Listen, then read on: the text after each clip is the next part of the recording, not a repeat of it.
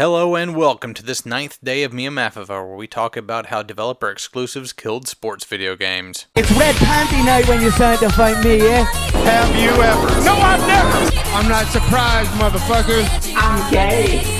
Now when I say that sports video games have been killed off, I don't mean that entirely. I think sports video games will always be there. There's no question about it. But what I am saying is the drive for them to be better, the innovation, the effort level, it's just not there anymore. Let's take a trip down memory lane together, shall we? Let's go back to the late 90s into the early 2000s. It seemed like every console had its own sports game library, with the exception of the Nintendo consoles. They had some EA titles in the back half of their N64 lifespan, and that was because EA Sports got out of their exclusive Sega contract after the Sega Saturn tanked, and that was when you started seeing Madden Football come out on the PS1, come out on N64 and stuff like that. But going into the early 2000s, there was a lot of diversity there. Sega had 2K Sports, it had NFL 2K, NBA 2K, NHL 2K. Sony had 989 Sports, where they couldn't get EA games, and the Xbox OG had the NFL Fever franchise because at the time they couldn't get the rights for NFL Madden games. So they had NFL Fever 2002 and 2003. And NFL Fever 2003 was, in my opinion, one of the best football games ever made. That was the game that made me a football fan. Up to that point, I didn't understand football. I didn't understand the play calling. I didn't understand the rules. But my dad got that game for me and he said, let's sit down and play this game like, we used to play Mario Kart or Super Mario World on the old Super Nintendo. And I was like, all right, I get to play a game with my dad, cool. And we sat down and we played it, and over time I understood the play calling, I understood the rule set and all that. And that game made me a football fan. Before that, I didn't give a shit about football, but now I all of a sudden understood it. And about a year later, I had a friend of mine invite me over to his house, and we started playing Madden, whatever iteration it was, 2004, I think, on the PS2. And I noticed the game was a lot harder to use. The user interface wasn't as good. The graphics and the play calling didn't flow as well. The actual gameplay was fine. Controlling the players on the field was basically the same, but the play calling and trying to set up a game was a little bit more difficult. It was a little bit more ham-fisted. And then I invited him over to my house to return the favor, and we played NFL Fever 2003 on the Xbox. And he was like, wow, it's like way easier to set up stuff, and I know exactly what's going on here, and this is the first time I've ever played this game. And I was like, yeah, that's what I'm talking about. Like, Madden just didn't make any sense to me, but in NFL Fever, like, you can pick it up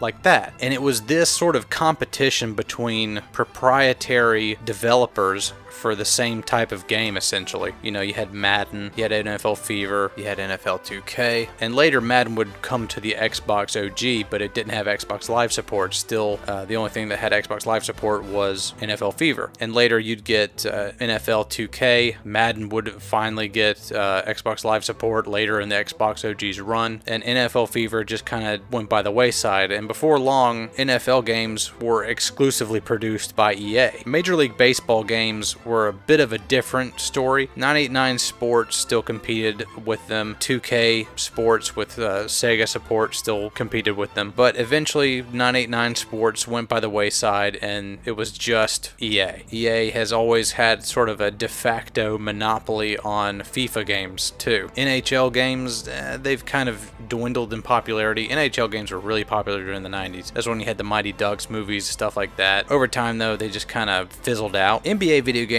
are like the one outlier here. NBA 2K still has a massive leg up over NBA Live, and that's largely because the NBA 2K games are just way better made than NBA Live. I mean, the glitches and all of the problems with NBA Live games compared to NBA 2K games have almost become a meme over the last few years. It's really kind of funny, even for somebody who doesn't like the NBA and doesn't care for NBA video games. It is just really kind of funny to me. But back when we had, NFL 2K, NFL Fever, NFL Madden, and we had those three games like all competing against each other across multiple consoles, there was a lot of innovation that was going on there. You had Midway, who made NBA Jam and NFL Blitz. They were having this like ridiculous over-the-top arcade style gameplay, and then you had the more simulator-esque, I guess you could say, NFL Fever and Madden games. And then you had the Sega making NFL 2K with like a first-person perspective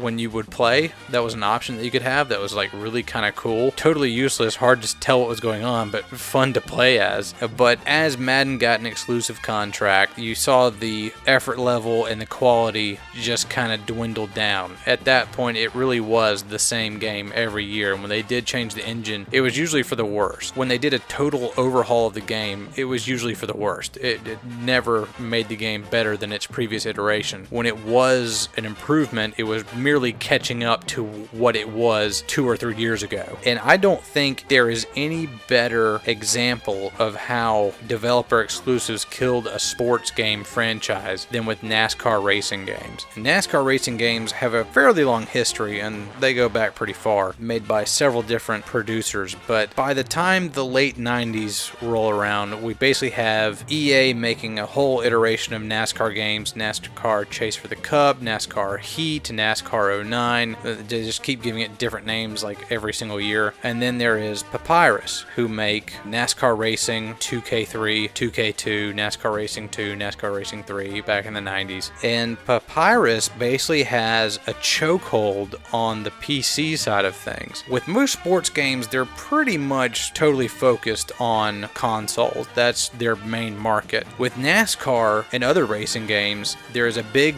push on the PC side of things because you can have a racing wheel, you can have a whole racing setup, you can have 3 monitors set up, you can have one monitor looking out the right mirror, one monitor looking out the left mirror, one monitor looking forward, you can have a 4th monitor looking in your rear view. You know, you can get fucking crazy with it. You can have, you know, a setup like the fucking space shuttle up in there. You know, if you have NASCAR Racing 2003, the last game made by Papyrus, they have mods where you can update it for the car of tomorrow, which came out in 2008. You can mod it so you can have the Gen 6 car, which came out in 2013. There's a late model mod, there's a modified mod, there's an open wheel mod, sports car mods, you name it, they've got it. And there's tons of tracks you can download that people have painstakingly made one-for-one scale replicas of. It's just really intricate. Well, what happens with NASCAR racing games? Well, after NASCAR Racing 2003 by Papyrus, EA gets an exclusive contract with NASCAR games that they have maintained ever since. Now, you can still play NASCAR 2K3 on the PC, but you gotta have an original disc with proprietary CD key or else you can't play it online. So all the CD keys that are out there right now are all that will ever be. And that game goes for a cool $100 online. And what's happened to NASCAR racing games ever since? Well, NASCAR Heat and NASCAR Heat 2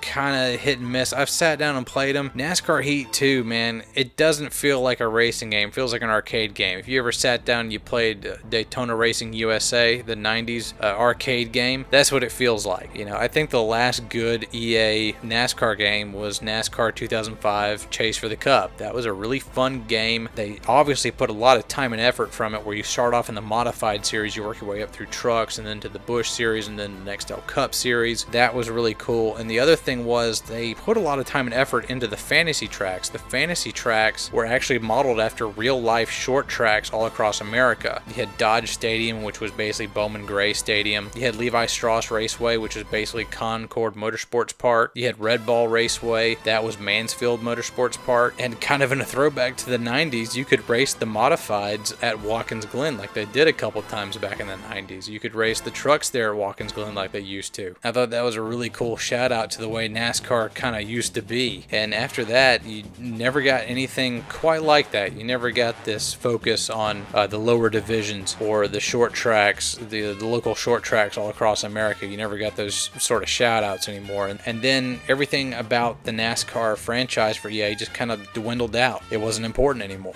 It just felt like they were rehashing the same game over and over. And they would take, you know, years off at a time. And essentially they would just give up on it. And you see that with all the EA sports games. You know, FIFA just hasn't been the same game these last few years. You know, Madden has just completely lost its fan base. It's lost that it factor that it had a few years ago. They still can't get the NBA market locked up like they want to. And their games overall have just stagnated. You might say, well, that's a problem with EA as a whole. I would argue it has a lot more to do with the way that they have tackled getting these exclusive contracts and the way that they just use that to just sit on the laurels and just not do anything. And as as a video game fan and a sports fan, that's really disheartening. I really wish they would lose those contracts. I really wish the sports sanctioning bodies would realize what's happening and tell EA, no, we're going to let other people go in here, and you still get to make games for us too, but we're going to let other people see how they compete in the market. That would be the best thing that could possibly happen for sports games, in my opinion. But that's just my take. I'm Slapshoes. This is MIAMAFV. Take it easy.